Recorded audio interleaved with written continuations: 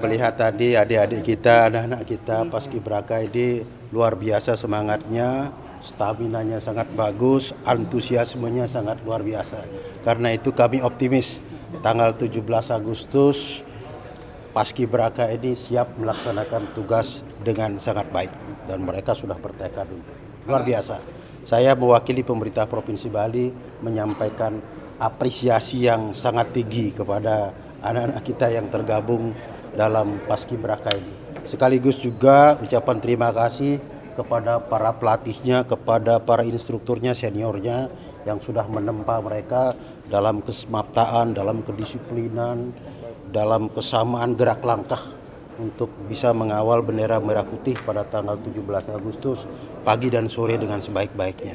Sekaligus juga saya mewakili pemerintah Provinsi Bali menyampaikan terima kasih kepada para orang tua dari anak-anak Paskibraka ini yang sudah mengikhlaskan sekaligus memberi kesempatan kepada anak-anak mereka untuk bisa mengikuti latihan ini dengan sebaik-baiknya. Karena tanpa dukungan dari para orang tuanya, maka tentu anak-anak kita tidak akan bisa mengikuti latihan Paskibraka ini dengan baik. Sekali lagi terima kasih. Ya, anak-anak yang mengikuti Paskibraka di tingkat provinsi tentu sudah melalui proses seleksi yang panjang.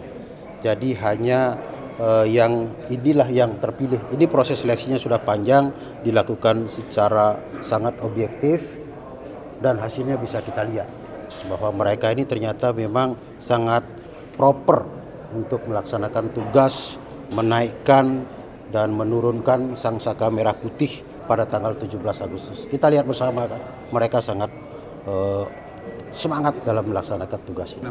76 orang. Ya.